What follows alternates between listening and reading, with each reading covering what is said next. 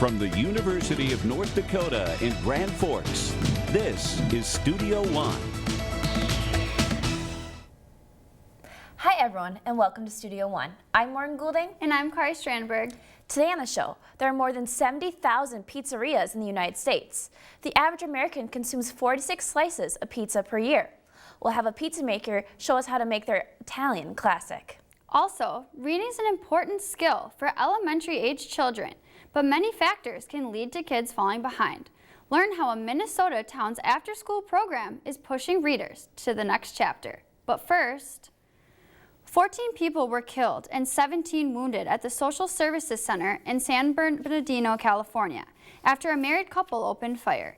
Police say the massacre was started without a clear motive by Saeed Rizwan Farouk and his wife. Farouk left a company holiday party and later returned with his wife. They were both heavily armed, wearing tactical gear. Both shooters are dead after a coordinated manhunt, police chase, and shootout. Doctors recommend that parents stop using crib bumpers as they may lead to infant deaths. Available data shows that the number of baby deaths tied to crib bedding has tripled in the last 7 years. A study that looked at infant deaths since 1985 finds that crib bumpers could be involved in 77 deaths. The city of Chicago and the state of Maryland have taken action and banned bumper sales in stores. With the release of new tablets, smartphones, and other devices, some children are finding it harder to engage in activity beyond the screen. These habits are adding up on the scale. A study done by the Centers for Disease Control and Prevention shows obesity in children has doubled in the past 30 years. North Dakota was recently ranked by finance website Wallet Hub as the state with the highest percentage of child obesity. 20% of children ages 10 to 17 in the state were considered overweight, but some pediatricians say it doesn't have to stay that way. There is an increase in obesity, or there certainly has been over the last 30 to 40 years, and we know there are things we can do to help stop that, and I think we just need to continue doing that. Many schools and other organizations say they're doing their part to help kids make better health choices. Some of the steps they're taking include implementing more nutritious school lunches, offering low or non-sugar sodas, and increasing physical activities. People have been talking to plants for years, but the plants soon may be able to listen. Scientists have developed a type of cyborg flower. These flowers are implanted with tiny electronic polymers. Basically, they guide the plant's internal systems. With this technology, plants and other fauna may be controlled to determine when they will bloom or when the hormones will be released. The researchers have mainly used rose bushes for their experiments. As class sizes grow, students and teachers can face obstacles.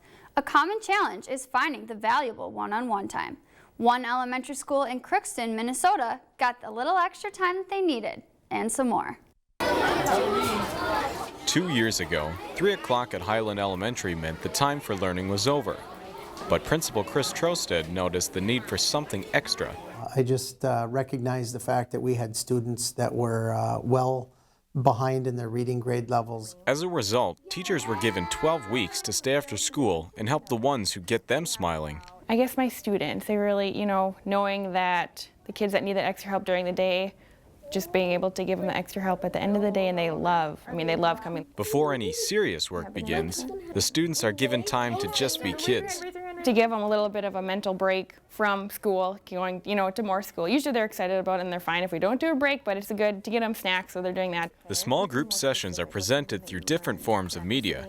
Some are read from sheets of paper. Fish and octopuses. Others, such as Read Theory, are viewed on electronics, a favorite for students. I could go on an iPad and do Read Theory. We can do Read Theory and other stuff. Ultimately, the success of the student isn't in the devices used, it's in the person leading the way. An iPad is a great additional resource, but the thing that matters most is a good quality teacher that understands students and knows how to resolve the issues that the students have when they struggle. With some extra time, quality teaching, and a few laughs, reading may become an after-school favorite. Reporting for Studio One, I'm Avery Robb. After the first year of the program, results from the Minnesota Comprehensive Assessment revealed a reading growth of up to 20% in students. And that's the news for now. Thanks, Kari. Let's go down to Ellie Pagashnik for the weather news. Emily?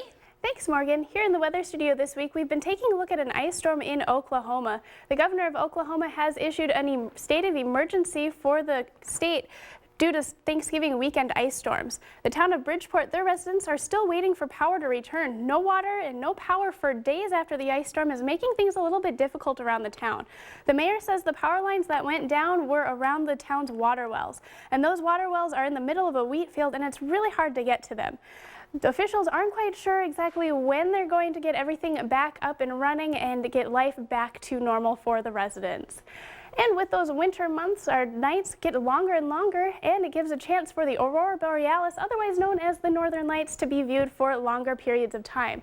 The auroras are caused due to particles that are ejected from the sun's surface, and those particles ride the solar wind towards the planet Earth. And the Earth usually can deflect most of those particles due to the magnetic field. However, the magnetic field is a little bit weaker at the north and south poles, allowing those particles to enter at those two areas. And those particles interact with mainly oxygen molecules that gives us the nice green hues that we are most commonly seeing. However, they can interact with other molecules as well, giving deeper, richer colors that are more rarely seen. You can also go to a website here that gives a good prediction on when they feel the auroras are going to be viewable in your area.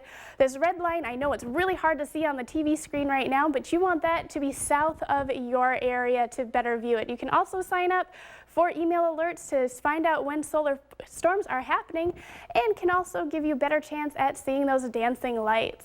Now, with the drier winter months, your skin can become dry and cracked, but it can also put a damper on music. Nariaki Sugiura has played for audiences all over the world.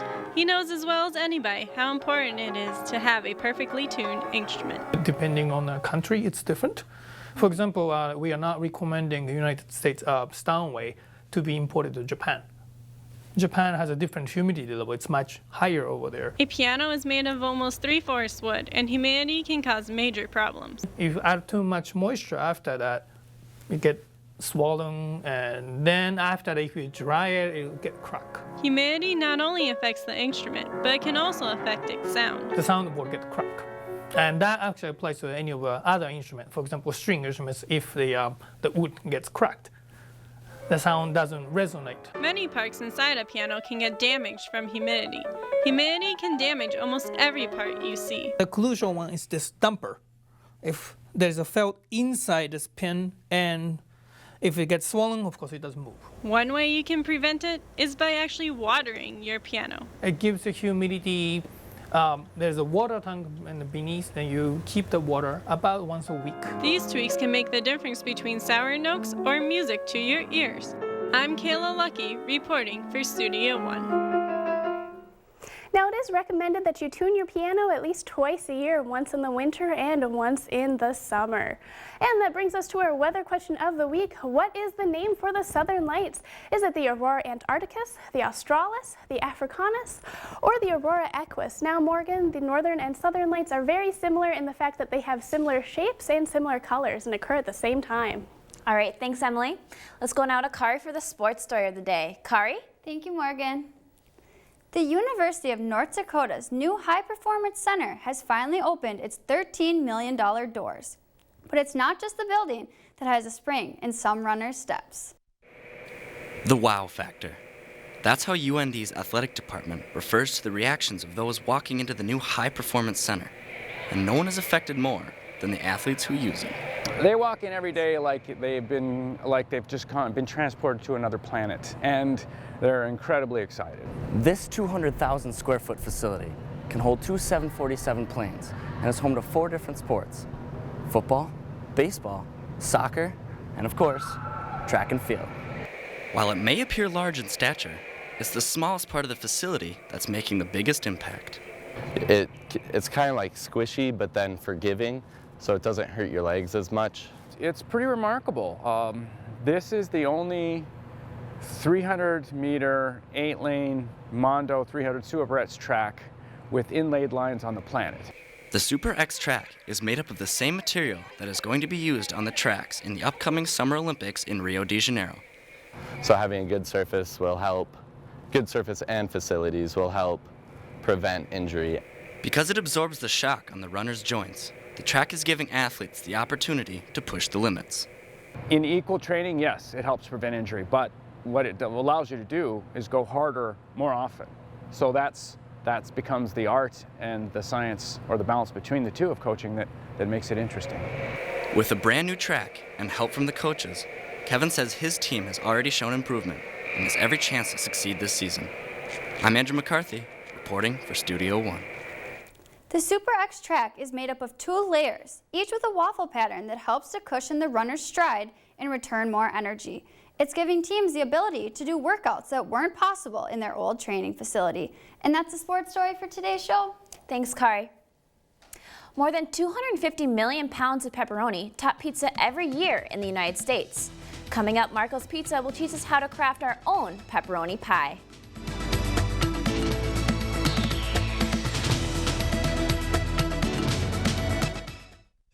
Closed captioning for Studio One is underwritten in part by NDAD, helping others to help themselves.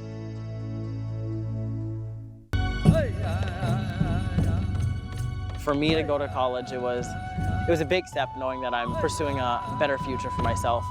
When you know that you have a small system there that you can still find comfort in, it really makes a difference. The support here and everything that they offer for us, you know, the tutors, the free meals, the family, the friends, basically just somewhere for you to relax and be comfortable and find that home feeling again.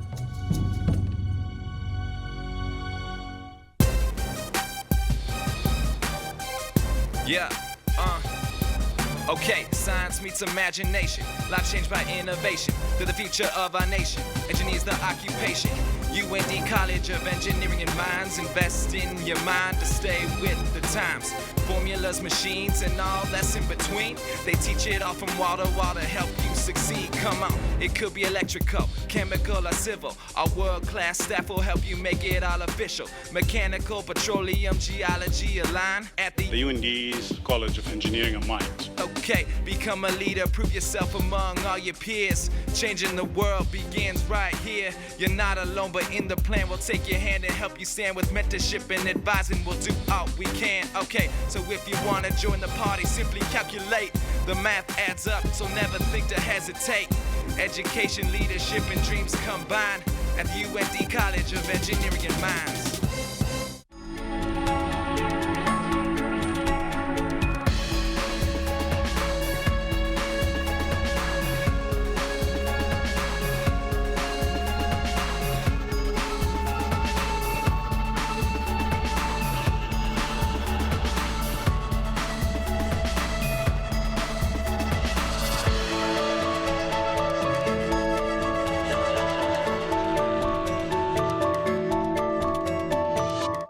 Closed captioning for Studio One is supported in part by the Listen Center, enriching the lives of people who have intellectual disabilities with choices in community recreation.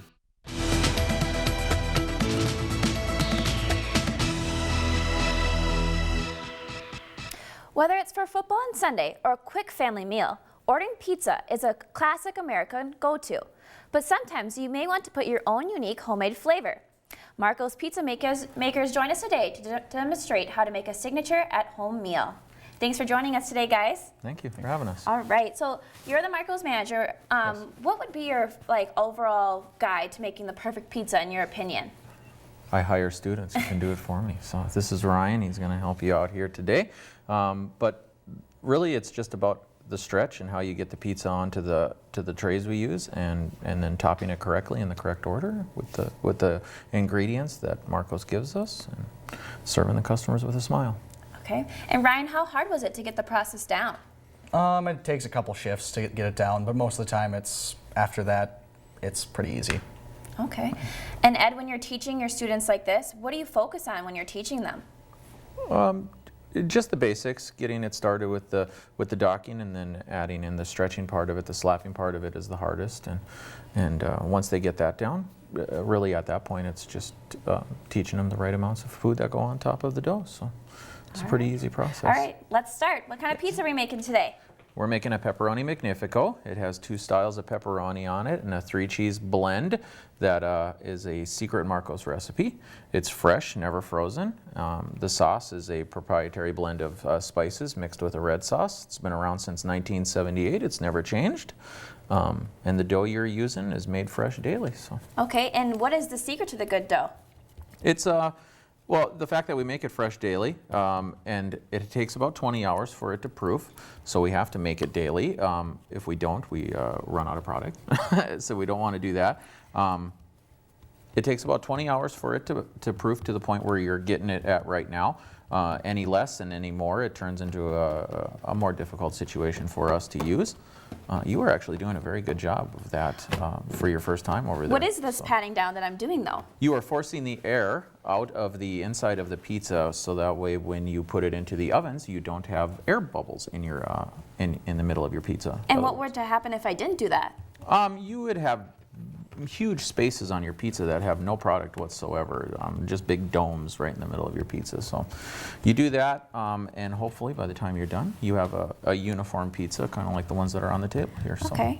So how thick is the dough usually, typically after you're finished? It's extremely thin. When you push it through, you're really feeling the table on the other side of the dough. So when you get it, because then when you put it on your hands, which you'll hopefully show you here.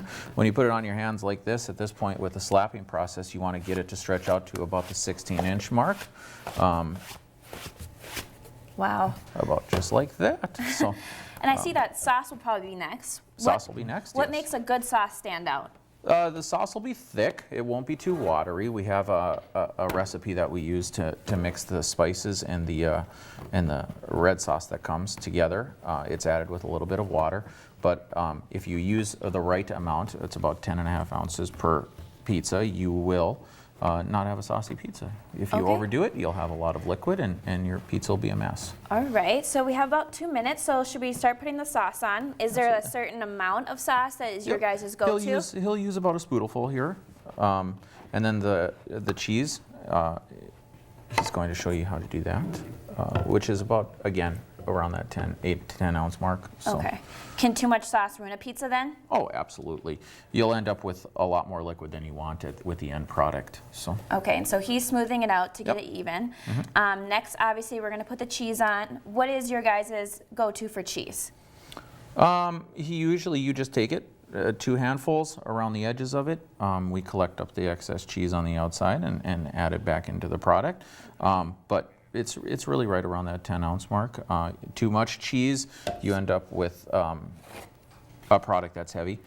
Too little cheese, you end up with a lot of spacing issues. A lot of sauce pokes through, and then you get a lot of float on the top product. So. Okay, so I see 2 pepperonis here. What's the difference between these 2? We have a regular pepperoni on the left side, and in the middle we have an old world style pepperoni, which is a little bit spicier, and it's a little bit smaller, and when you put it through the oven, it curls up.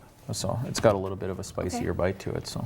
And any finishing touches? What temperature do you guys do this at? The temperature is around 500 degrees. It takes us about 5 minutes to put a pizza through the oven. And then when this particular pizza comes out, we'll have a little bit of a garlic butter ring on it, and then we'll also have the Parmesan. It's like a Parmesan cheese with some spicing added to it on the top, and that's what gives it kind of that extra push a little bit past the regular pepperoni pizza. So. Well, that sounds delicious. Thanks for joining us today, guys. Thank you for having us. Still to come on Studio One, bingo became widely popular in the 18th century as people for a way to gamble.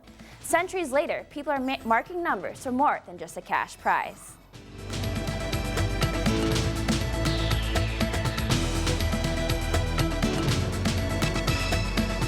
Studio One closed captioning is underwritten in part by Options, your disability information source.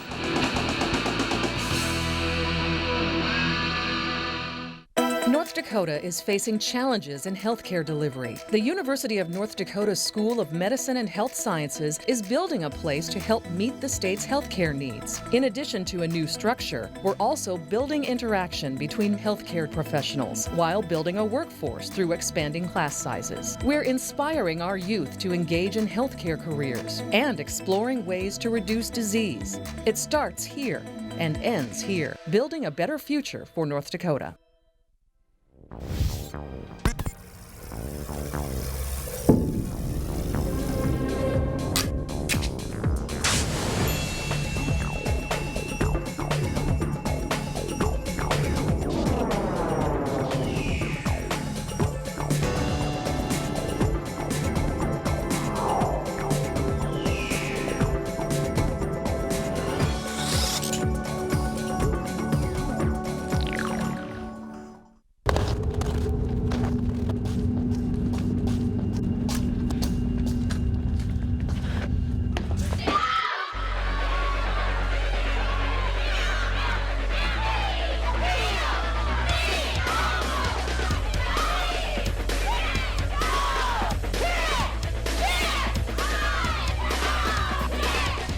It's not the size of the woman in the fight. It's the size of the fight in the woman. Really admire the faculty. They're the ones that kind of helped push me through this. Courses are hands-on and interactive. The communication program has so many different facets to it. One of the great things about the staff in the communication department is that they love what they do. They encourage you to really critically think and analyze everything you're learning. They're so into it, and it makes you want to be into it. To have the future you want and a career you'll be proud of, you'll need a great education. The University of North Dakota can get you there with more than 225 degree programs, preparing you for today's fastest growing, high demand careers, like medicine and health professions, aerospace, business, engineering, and energy. Schedule your campus visit today at und.edu/go, because to succeed, you need to be exceptional. If you would like to attend a live show, go to our website at studio1.und.edu. In the winter of 1820, a New England whaling boat was assaulted by something that no one could believe. A whale of mammoth size attacked the ship. The real-life maritime disaster would inspire Herman Melville's Moby Dick, but that only told half the story. The new movie called In the Heart of the Sea reveals the encounter's harrowing aftermath.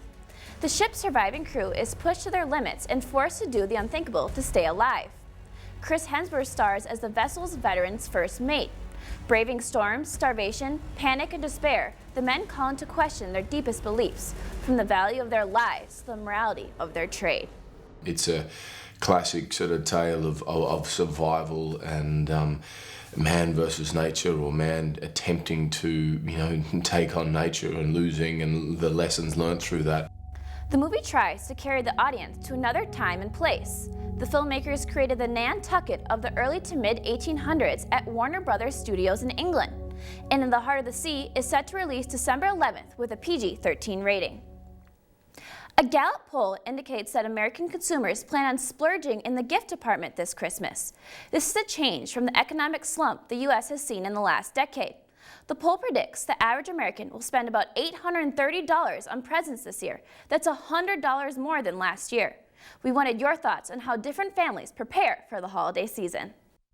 And so getting paid once a month, I've got to kind of save a little bit from each check. I try not to spend too much because, you pick the people that are really valuable to you.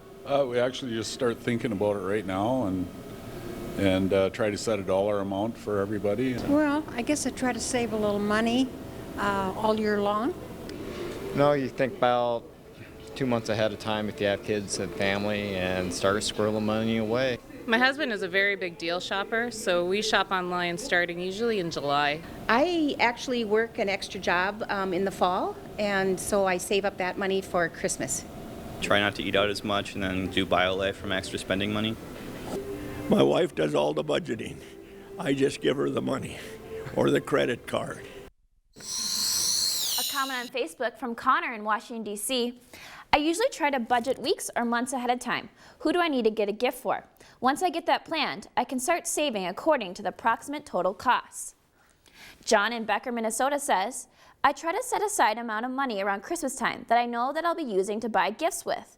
I try to buy my parents and sibling each a gift with the money that I have set aside.